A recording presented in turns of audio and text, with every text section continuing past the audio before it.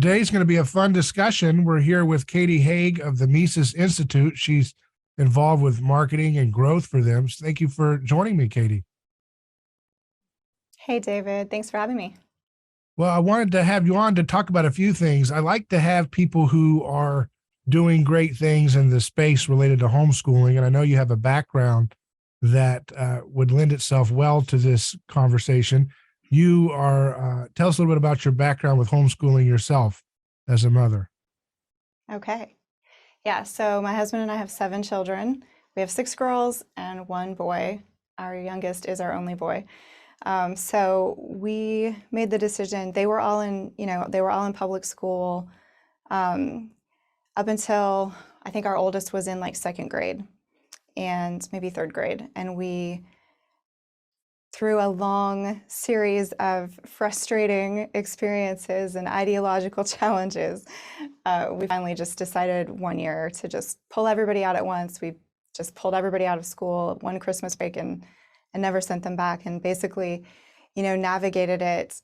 I mean, at that time, there weren't nearly as many resources as there are now, and homeschool was still kind of seen as this, maybe fringy thing that people, did, and they were maybe kind of weird, or the kids were weird or whatever. It had all these stigmas to it, but we kind of paved our own way through that, and our kids are grown now. We've only got 3 at home, and they're 17 and 13. So they're, well on their path to being out on their own. So we have a chance to look back now and feel like, maybe we knew what we were doing. Maybe we didn't ruin them like we feared most of the time. Like most homeschool parents, I think, are always afraid that they've somehow ruined their kids.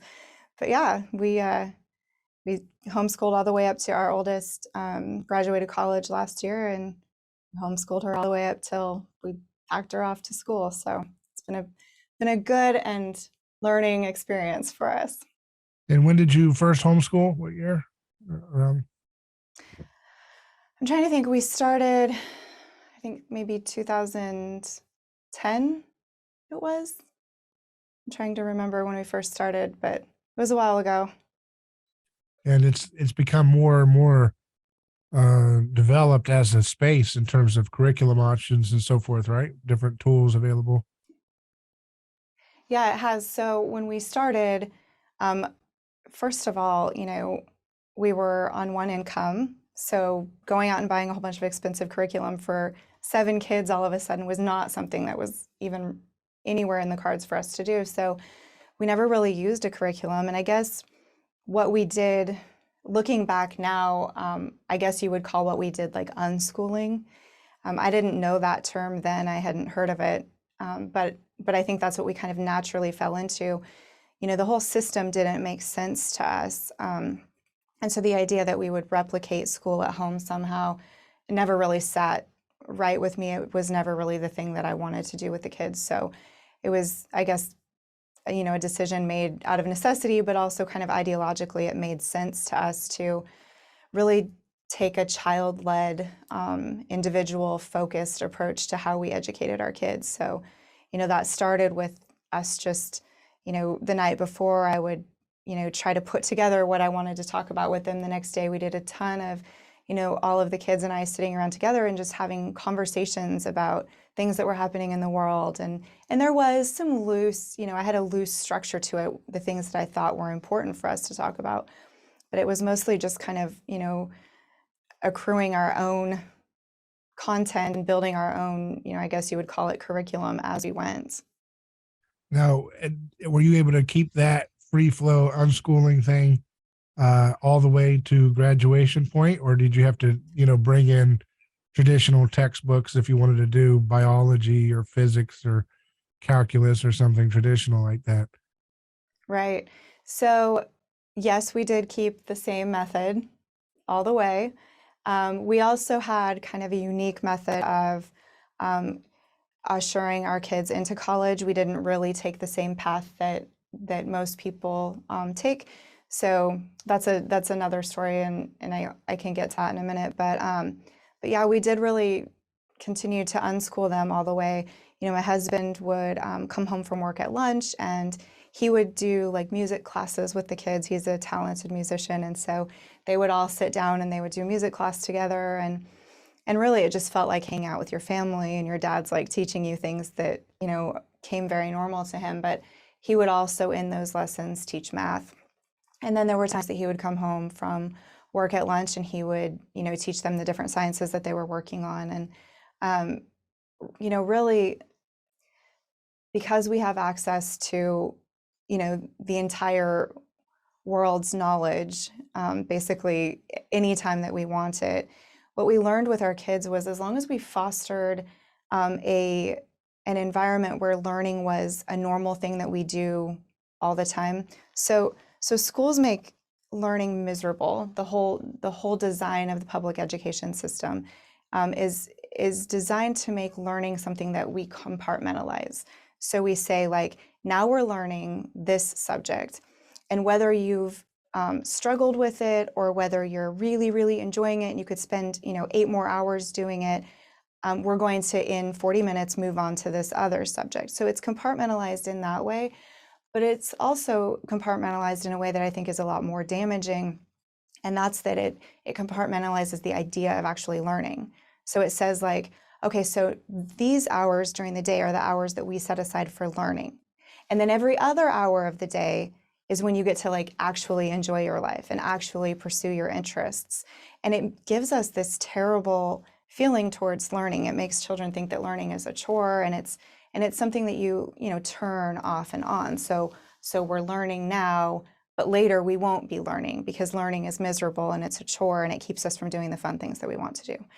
And so, you know, the biggest goal that we had was fostering this culture in our household where learning was something that people do at all times, in all settings, every day. And when you're able to foster that, and that's fostered through, you know, the examples that my husband and I set by what we chose to do with our spare time, and also the types of activities that we chose to do as a family. And so when you're able to do that, then, you know, teaching your kids, you know, higher sciences or math isn't a chore because it's just something that you can talk about, and you can give these lessons at the dinner table, and you can go outside and you can, you know, experiment with things or learn things because it's fun and it's the culture within your family to do things like that. Mm-hmm. Is there a book or movie or something that inspired you to get into this approach to homeschooling? You know, there really wasn't. I guess even when our kids were very little, we've always eaten dinner together. That's always been something really important. And so we would sit around the dinner table at night, and we always, when they were really little, we started you know, like a best and worst. And so we'd go around the table with all these little kids every night and we'd say, okay, what was the best thing that happened to you today? What was the worst thing that happened to you today? And so everybody would share their thing, and it gave us an opportunity, you know, through that, just to establish really great communication with our kids where they were comfortable, you know, saying their basically wins and losses of the day. We got to learn what their insecurities were. We got to learn what they viewed as their strengths and what they viewed as success or what they viewed as failure. So, you know, that kind of culture was fostered in our home when they were really little. And then every night before they would go to bed, we were always reading. So we would have dinner and we would clean up dinner, and then we would make tea and, you know, have cookies or some kind of bread or something delicious. And everybody would come into the living room and the kids would all lay around and I would read to them. So that's how we got through, you know, a ton of the classics. They were raised on them from the time they were really little. And we just read as a family every night. And this continued. I mean, we still do it. And, you know, our older grown kids will come over sometimes and still like want to sit in while we do our family reading time. So it's these types of things that, you know, I loved them so much.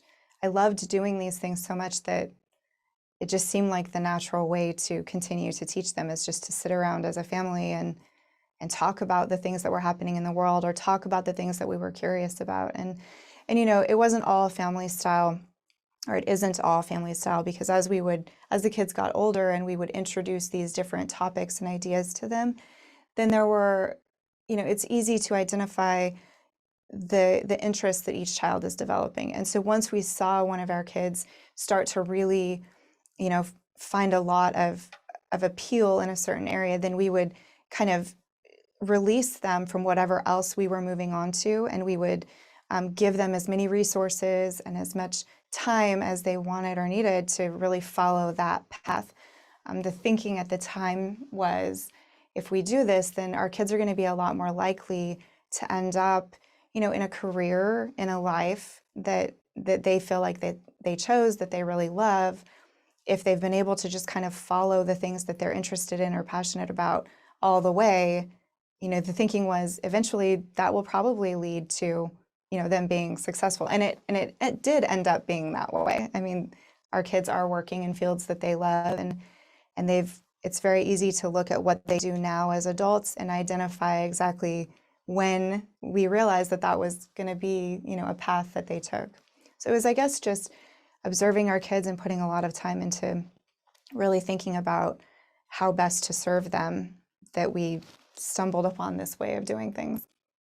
What do you think is the core of the problem with government schooling being a non-choice for you and others like you who are making the choice?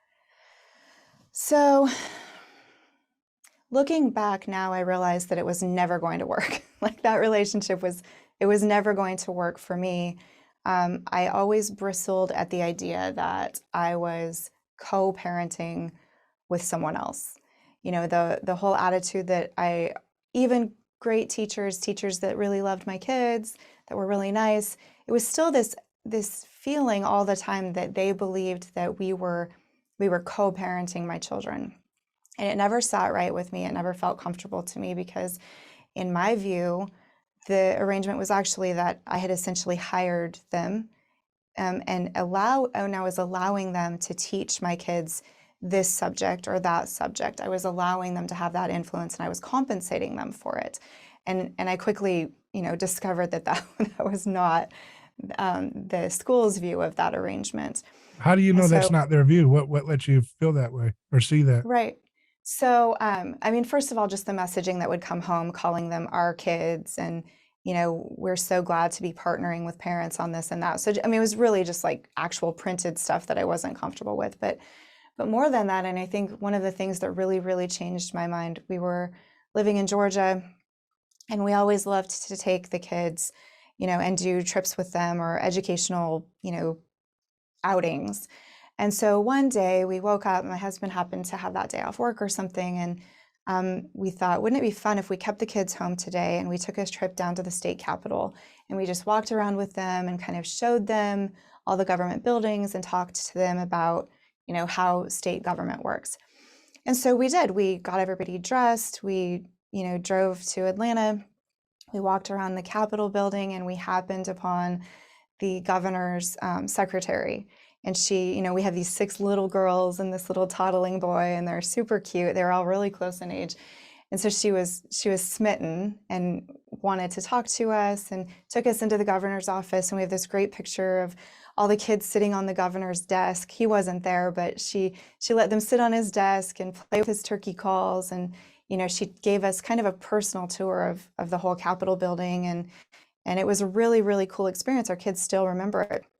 And then I remember going, taking him back to school the next day, and we started getting, emails from the school saying, oh, that kid's had an unexcused absence yesterday. We need an excuse for this. And I said, well, we just decided to take them down to the Capitol yesterday. We did this great thing. And they said, well, that's not an excused absence.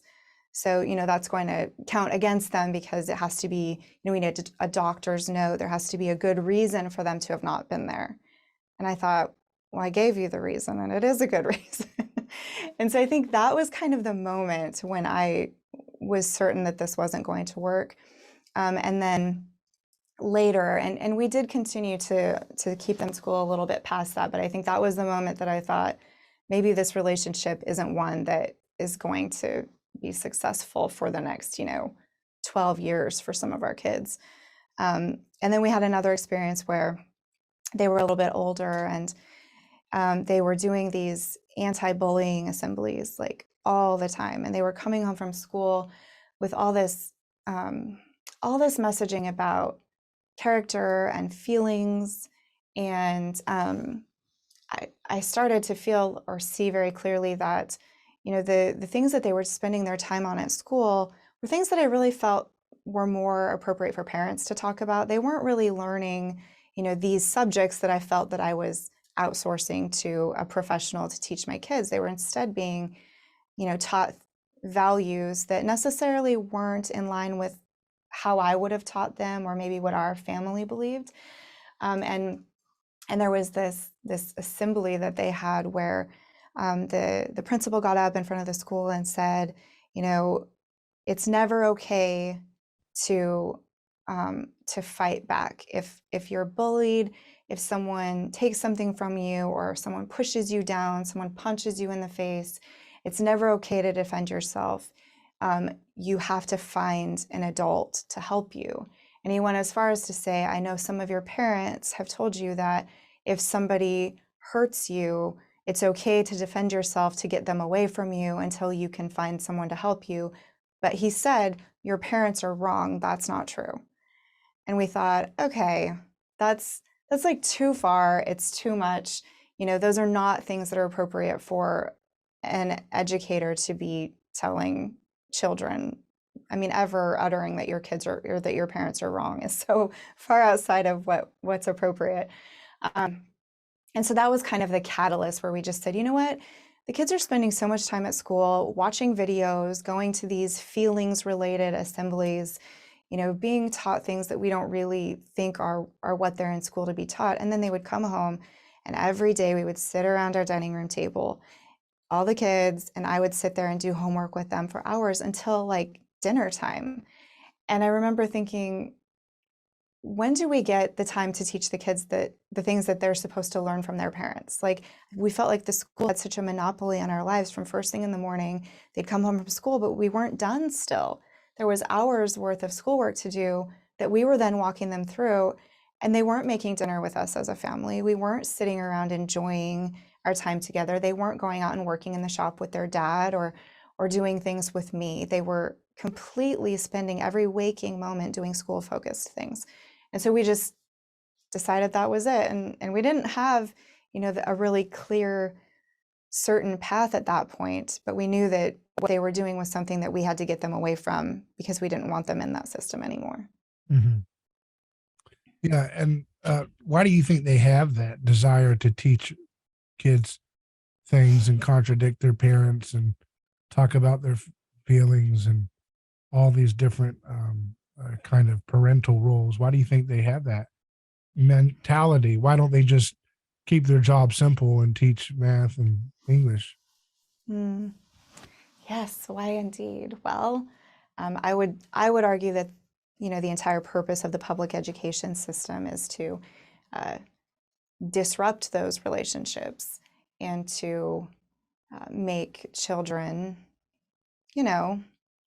pawns of the state is how I see it. I don't know that every homeschooling mom sees it that way, but that is how I see it. People say all the time, like, oh, the education system is broken, we have to fix it. And I think that's not true. The education system isn't broken. It's operating by design exactly how it's supposed to operate.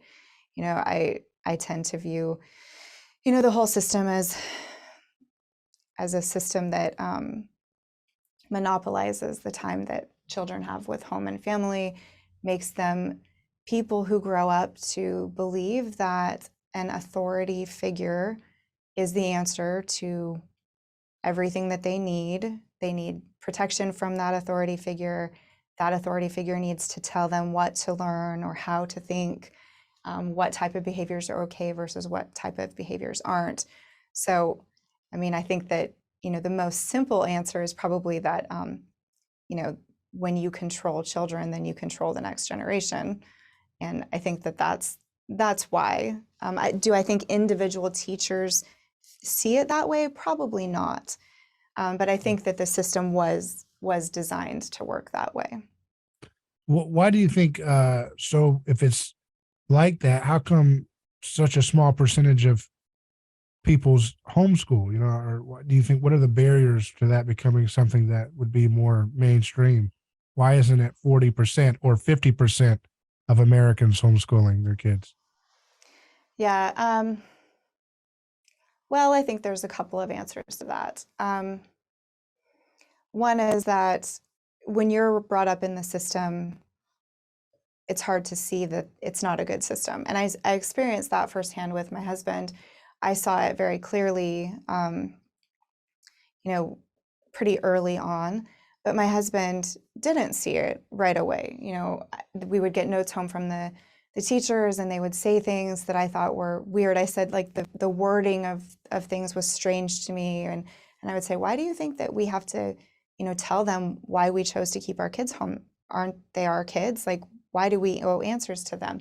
And he would say, oh, it's just the way that they are. And at the time we were living where he was from. So it was this very small school district in very rural Georgia. And so, he was like, these are the same people that I grew up with. Like, it wasn't an easy sell. But as he started looking at it, I think from not the perspective of, well, I know these people, I know these individual people are good, and more at how the system was designed, it's easier to see it. So it's hard, I think, for parents to wake up to that or to see that when they came through the same system and think, well, I turned out fine. Another reason I think that people don't homeschool, and I would like to say that we have seen a massive increase in homeschool since COVID, not people that went to remote learning through their schools, but an actual increase in, people who made the decision to homeschool. It was, a 5 times increase in some communities. So that's a really big deal. It's really exciting. And I think also homeschool is not as kind of stigmatized as it used to be. So it's not really, the weird kids that get homeschooled or the parents who are afraid of the world and want to, shelter their children from it. So I think it has become a lot more acceptable. And as it continues to, I think we'll see more people do it. But another reason, and I think sometimes maybe the biggest reason, and I would say probably now, especially after seeing what we've seen in schools over the last couple of years, especially the last six months to the last year. But often I think that a lot of parents feel that something's wrong. I think that a lot of parents are realizing that this isn't a good system. We've seen, the unions, the teachers' unions just behave deplorably since COVID. And they've shown their hand a little in that we are starting to see who some of these people are that are making decisions about how to talk to our children and engage with them and what to teach them. But, it takes a lot of sacrifice to homeschool. Homeschool is hard. It's not something that comes with a lot of glory. It's humble work. It can be expensive even if you choose not to use expensive curriculum, which is how we always did it. You're still making the decision to be a single income household most of the time. And, most American families, they can't really imagine having one car, sharing a cell phone, or, not having subscriptions to, different services, or not, we're really lucky here in that we have so much prosperity. And it's hard, I think, for a lot of people to imagine downsizing their lives or having to make sacrifices, really, real and difficult sacrifices in order to take educating their children onto themselves. And another aspect of it, I think, is, we live in a society that has become so expert focused. Parents are scared to death to homeschool their own kids. They think that everything has to be outsourced to an expert. People don't fix their own cars. They don't paint their own houses. They don't do things for themselves that generations previously were perfectly, capable of doing themselves. Now, because there's so many experts and there's so many degrees that make people experts, I think a lot of our society is very afraid of not being an expert and afraid to then take on something that they think they're not qualified to do. And my belief, and I've helped a lot of families, start homeschooling and navigate the early years of it. I believe, and I've seen it to be true, that there's not another person as qualified to teach a child as their parent. if there's something that you don't know that you need to learn, you can learn it. Or you can find someone who you trust to teach that to your child. So I think it's a combination of factors, not waking up and even seeing the problem and not feeling like you're an expert, and then being willing to make that sacrifice, because it is a sacrifice. It's hard for a lot of families to homeschool. What about the socialization part of it? How did you navigate that with your kids? Uh, I wish I could show you. I wish one of my kids was sitting here so you could see the socialization factor. So, there's a joke amongst homeschool families, like, we socialize our dogs, we don't socialize our children. And it's that thinking, if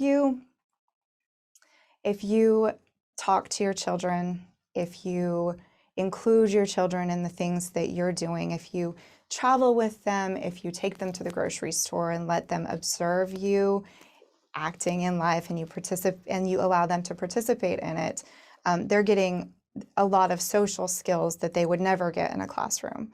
And then, homeschooling doesn't mean you live in a bubble. Your kids still go to the park, they go to the library. In fact, probably more than kids that are spending, 8 hours a day sitting in a classroom. And it's a funny thought, because there's not another time in any of our lives where our socialization is limited to a few minutes at a time that we're allowed to speak to one another in a room where we're sitting only with other people our own age. When is that ever how real life is? So I always kind of laugh at the socialization idea. I think that homeschool children are probably far more socially capable than children who have been in the public school pipeline from 5 to 18. Mm-hmm. So do you have some resources or websites or curriculum that you recommend for homeschool families as some great things to look at? Gosh, for homeschool families in general, I don't know that there's a resource that I can say, like, do this and it's going to work out really great for you. Because I think the most important part of successfully homeschooling your children is to gear it specifically towards your family, your children, the way that they learn and the things that they need. Probably the first thing to do would be to just start, Google homeschool curriculum, and then dig around, try things out and see what works. Because, even for our family, so we unschooled all of our older kids. We basically just kind of followed them and provided resources for them as they needed them. And it led them to really great paths. Our younger children, they like a more structured system. And so they've at times wanted us to use curriculum. And so we found one of them that we used a lot. It's called The Good and the Beautiful. And it's a narrative style homeschool. So it's not so much memorizing facts and events as it is learning from stories. It's told in an interesting way, which I found for this group of my kids, this is a way that they learn the best. And so we did have curriculum in the house, or we do have curriculum in the house, but we aren't super strict in the way that we do it. We'll spend, a few weeks at a time where they really want to, replicate school at home. And so we sit around the table from this hour to this hour, and they do worksheets, and they work through their curriculum in that way. And then they'll fade away from that a little bit, and they'll want to, and usually it's because in that study, they've encountered something that they didn't know before, and they want to spend more time on it, or they want to we call it going down a rabbit hole. They want to go down a rabbit hole, or maybe they want to write a book about something that they just discovered, and then they have to do a whole bunch of research and figure, out how to do that. So we do have curriculum resources available to the kids, and we use them when they want to use them. We also have, of course, the Tuttle Twins books. I've worked with the Tuttle Twins brand for years, and think that that's a really good resource to introducing not just free market principles, but there's now a history book which is based on Murray Rothbard's Conceived in Liberty. So it's a really great dive into history, and it's done in the same way. It's a narrative. So instead of, here's the facts that you have to memorize for the dates that all these things happened, it's this beautiful story that the kids can be involved in, and there's a curriculum that accompanies that.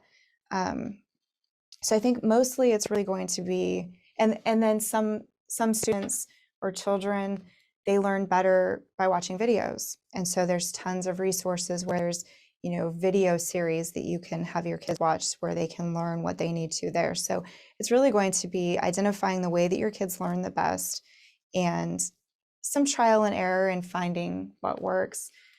But more than finding a good curriculum, I think, is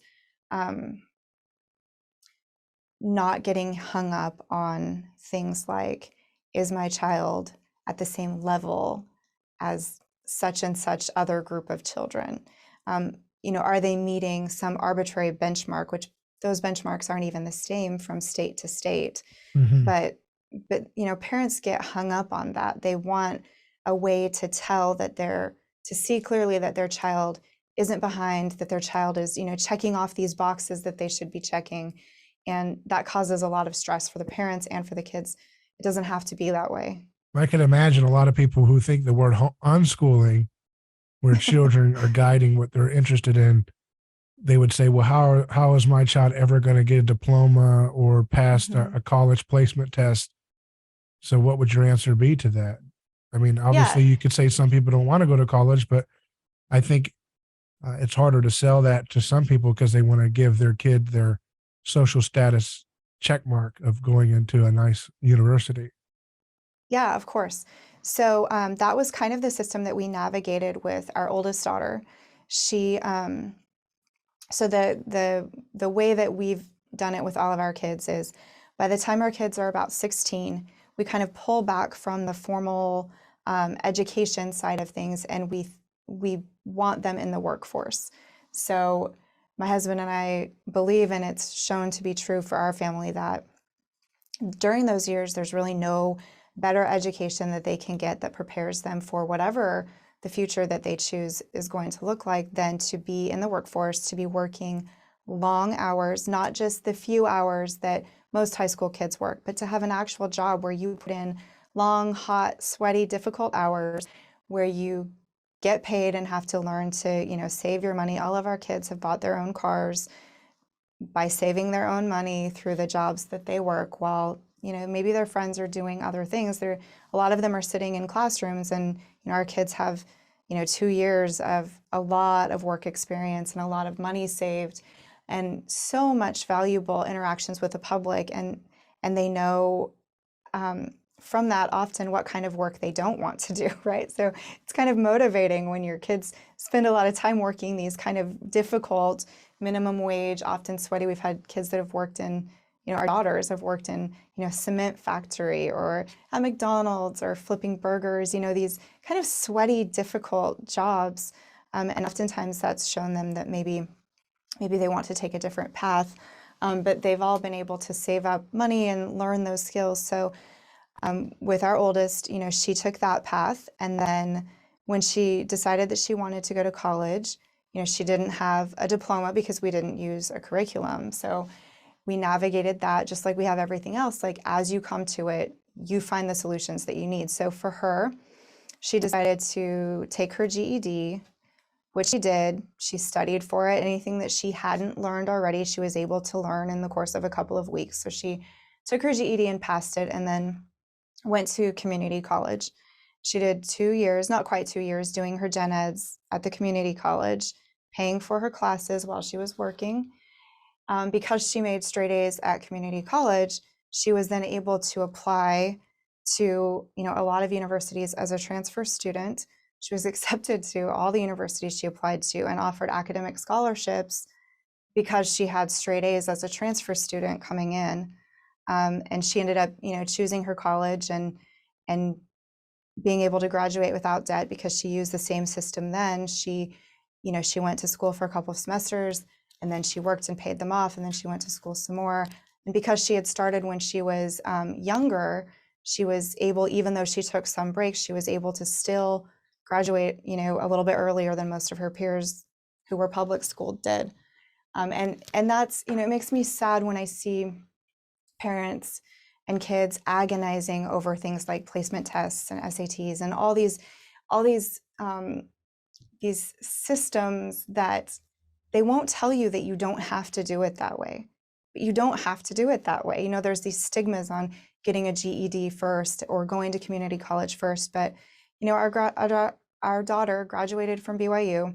She has the same diploma, the same degree as all the homeschooled kids or the public schooled kids, and her path was so much less painful than so many other people have taken. And it makes me sad to see parents who just don't know that you don't have to jump through all of the hoops. Your kids don't have to have all these anxieties and stresses and misery through this system in order to get that piece of paper that is important to them or to the parents. But there's always a different way to do it than this mainstream, miserable, awful path. Yeah. So do you have within the term unschooling, is there moments where you're like, well, if you don't like this math, you still need to do this because your community college requires you to do algebra? I mean, is there that kind of moment? Yeah, absolutely. And that's kind of where, when I was talking about, the idea that learning is something that your family simply does, right? So our kids aspire and hold themselves to a standard where, they're doing good and important things. And it comes with, the integrity that they have, the way that the values that they hold. And with that comes, not wanting to be a bump on a log, right? So yeah, there have been times, and I mean, our son is a different beast than the rest of our kids. We have these 6 daughters and then our only boy. So I don't know if part of it is the boy factor or if he's just our youngest and maybe we did things a little bit differently. But, he's the first one of our kids who really just put his foot down and said, yeah, I'm not going to learn to do that. And we thought, oh no, but you have to. And he's like, well, I don't want to. And we used all the same reasoning with our girls, oh, but you do want to because, you want to be able to be successful in your life. You want to be able to, you don't ever want to have that feeling when, you realize that you're in a room of people and everyone is talking about something, but you realize that you lack that knowledge and you wish that you had taken the time to be able to contribute to that conversation. He was like, yeah, I don't care about that. It was just this totally different experience for us. And that for him came with reading. He just decided he didn't care about reading. Nothing we could say would compel him to want to learn to read. We tried to pay him for reading. I mean, we incentivized him in every way that you could possibly incentivize a person. And his takeaway was always, I don't care. He wasn't ashamed of it. He simply didn't care. And that was, we already had our oldest in college at this time. We're getting ready to go into college. And I remember thinking, I've failed. Like, I can homeschool her all the way up and get her into college, and I can't teach my son to read. And I really did. That was like the scariest time in my life. And then, I started thinking about the advice that I've given to so many other parents over the years. Listen, kids are going to learn things when they're ready to learn them. It's the same way we are. We can hear the same thing a million times, and until it means something to us, until it becomes important to us, we're going to have a really hard time remembering it and applying it. And so I decided that I was going to take my own advice and not have so much stress about him reading and just follow him. And it turns out he was really interested in math. He liked doing math. He loves science, loves history lessons, didn't want to do anything with reading. And so we just kind of let him proceed and followed him the way that we followed the other kids. And, for him, it was, he likes to play video games. He likes to get on with his friends sometimes and play. And, they would chat. And it was like, he didn't like to not be quick to be able to catch up with what everybody was saying. So he started, picking up a book every now and then or wanting to read more often.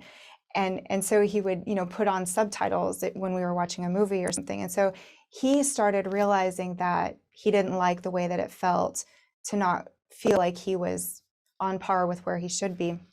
and it changed everything. And within, 6 months, he went from, you know, really giving a hard time about reading one of the Tuttle Twins books to finishing, he read Ender's Game and loved it and was so excited, telling us about the plot and stuff. And that problem really did just solve itself through us continuing to offer things, through him. We were never idle, but we kind of let him pull back and direct himself. So even in that way, even though, everyone would have told us he's so behind, he's not meeting these benchmarks, now you would never know that he was a late reader and that he had a preference to do something else during that time.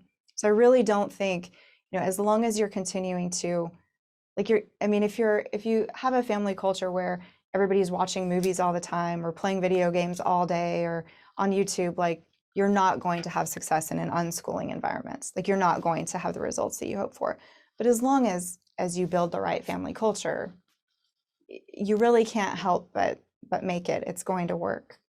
Yeah, unfortunately, I think a lot of people just mimic the way they were raised, which was plugged up to a TV or video games and latchkey kid or something like that, and numbed out. And if you really think about it, the average kid is really not seeing they see their parents really the minority of their childhood, really, because if you've got 8 hours of schooling, and then when you come home, you've got an hour of homework at least, and then you've got TV time and, internet time or video game time in that little bit of window that you're at home, that's not really a lot of time to actually spend being around your family and your parents.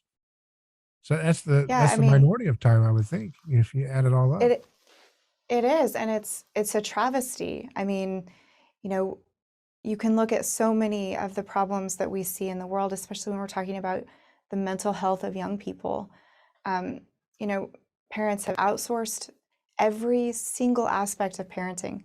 They outsource education.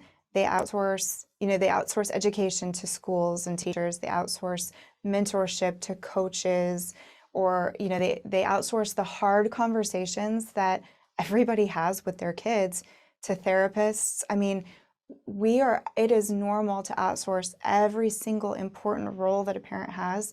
And again, it's that expert where you feel like you aren't qualified. Like your kids need you more than anyone else. There's no other person that can fill the role that a parent's supposed to fill, but a parent can fill the roles of nearly any other, profession. Mm-hmm. So yes, we've done a great disservice. Our kids are miserable, they're unhealthy, they're suffering, they're committing suicide, they're depressed, they're medicated. And it's all, I know it sounds, harsh or cruel, but, this is on parents.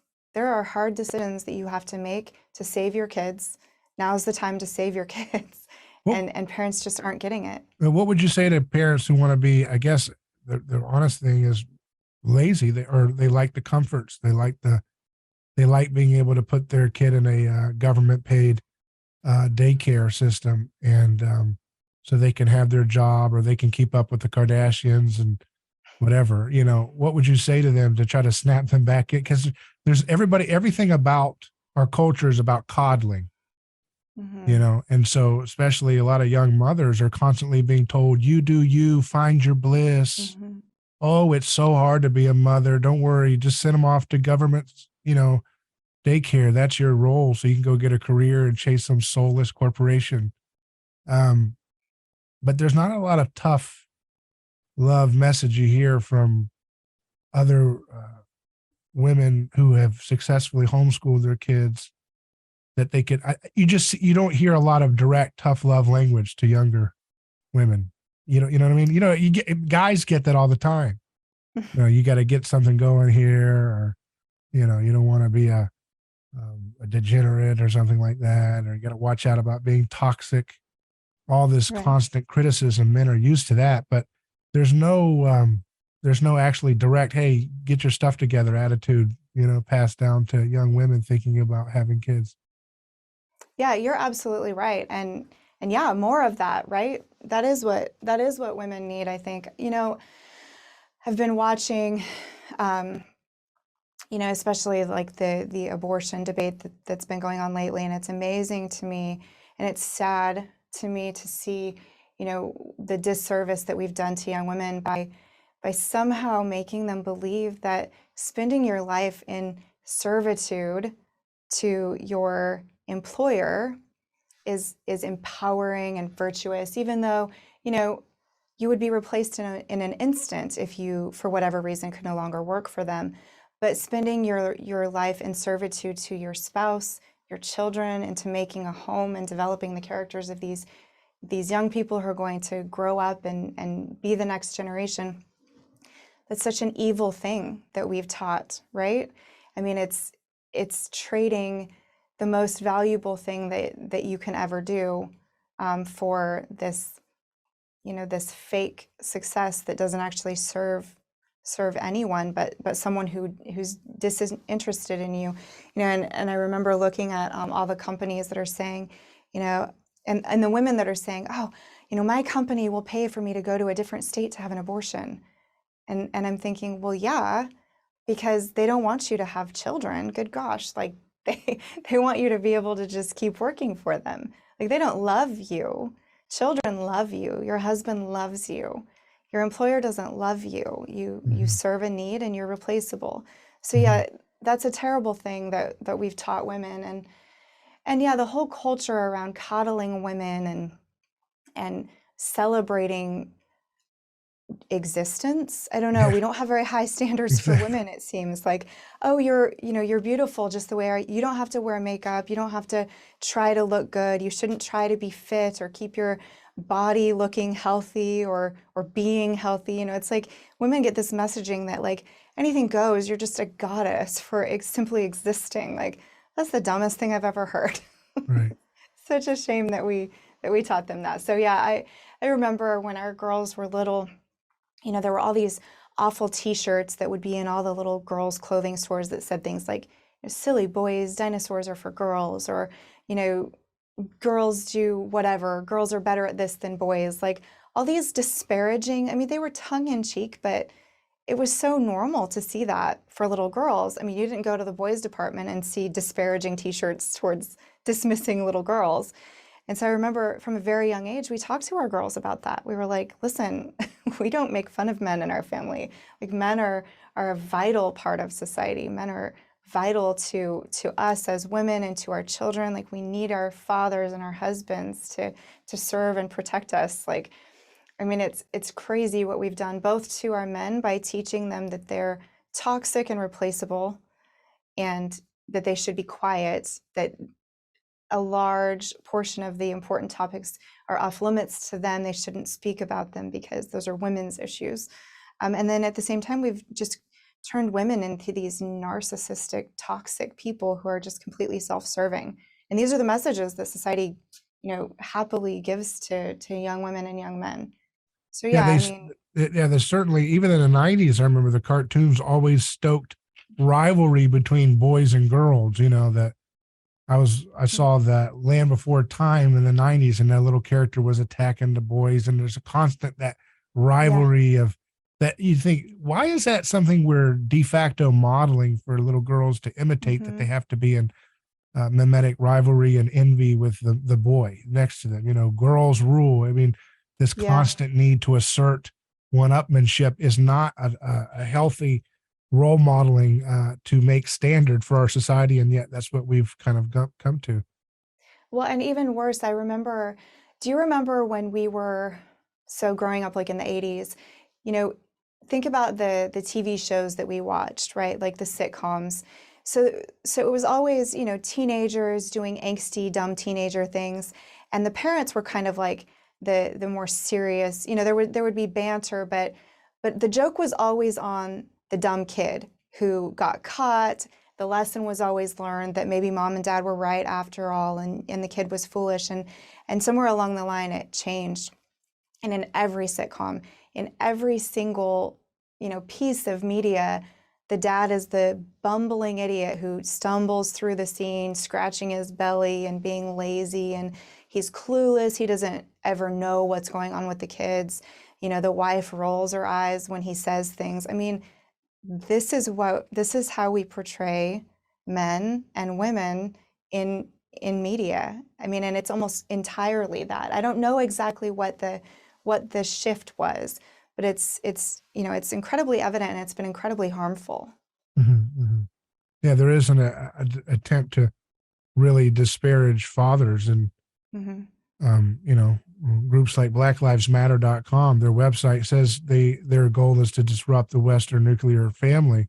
Which is And Marxist. yeah. So we can see where that's coming from. Right. I wanted to ask you, coming as we kind of land the plane here, how has all of this experience helped you in your current role, helping to grow and promote the Mises Institute? Because obviously I can see the parallel connection there between liberty and Austrian economics and homeschooling, but how have you taken what you've learned in your homeschooling ongoing adventure and maybe use that to help promote the Mises Institute? So I have been a fan of the Mises Institute for a really long time. I discovered them through Ron Paul, which I think is a similar path that a lot of people have probably taken. Did you use his curriculum, the Ron Paul homeschool? I never have used his curriculum, although I've heard lots of good things about it. Yeah. But so I found the Institute that way, and I worked for the Tuttle Twins for a long time and still do some work with them. So the Mises Institute is so good on Austrian economics. We just finished Mises U last week, and it was fantastic. And it's just this heavily academic and thorough, deep study, and it's so valuable, and we're so good there. But the recognition, I guess, is that there are a lot of people who are never going to be Austrian economists, who are never going to find an interest there or pursue that path. But aren't all the things that we learn while learning about Austrian economics so applicable to so many people? Like, don't those ideas and the personal responsibility, the way that we view an economy as, people acting in their own interest and serving others, and the morality of, capitalism, like, aren't these things that more people should know? And so the idea is kind of, as I work here, to take these messages that maybe aren't as heavily focused on the economic side, but on the application of the other things that we learn through studying Austrian economics about the way to make the world a better place. So of course it crosses easily into homeschool. We also have a program called the Economics for Business program that I'm working on as well, where we basically we do the same thing, these ideas, these Austrian principles, and we apply them to entrepreneurship and business, right? And so it's saying, look, you don't have to be an economist to understand why these ideas are important and how they help people. And so we're doing it for business, and then our next project is to get our foot into the homeschool sphere, because that's actually a place that the Institute really hasn't reached into yet. So that's what I'm working on right now. Well, stay tuned for more on that, huh? Yes, of course. Yeah, so that's exciting. I mean, the idea of it's something that I've thought about with my podcast, doing a lot in the world of anthropology and mimetic theory.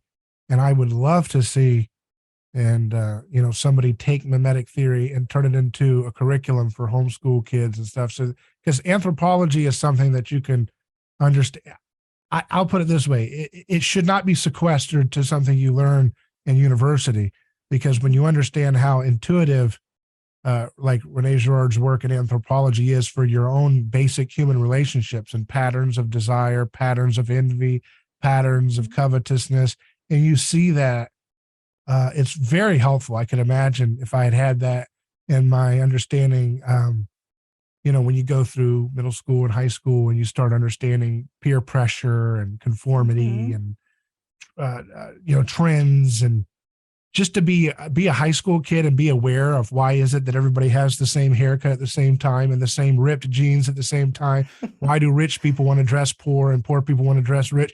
All these different things. Like, if you could learn that as early as possible, it can save you from a lot of wasted time, and energy. Exactly. That's exactly the idea with Austrian economics. It's the same exact thing. How much better off would we all be if we had been exposed to these ideas as normal, a decade or 2 decades ago? Well, very good. Well, what do you see the future of the unschool movement headed into the next 5 years or so? Where do you think it's going to go? What paint the picture you see unfolding? So I have two pictures. One is extremely utopian. One is it's only going to continue to grow as kids that have been unschooled and homeschooled enter the workforce.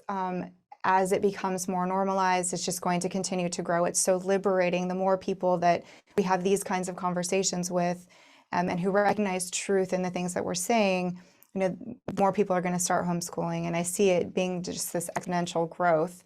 The only thing that I believe will stop that, well, and with that, I think comes alternatives also, schools that are started that operate in a better way than the schools. Like, I think we're going to have a lot of competition with the public education system, whether it be through homeschool or unschool or other systems that are yet going to emerge.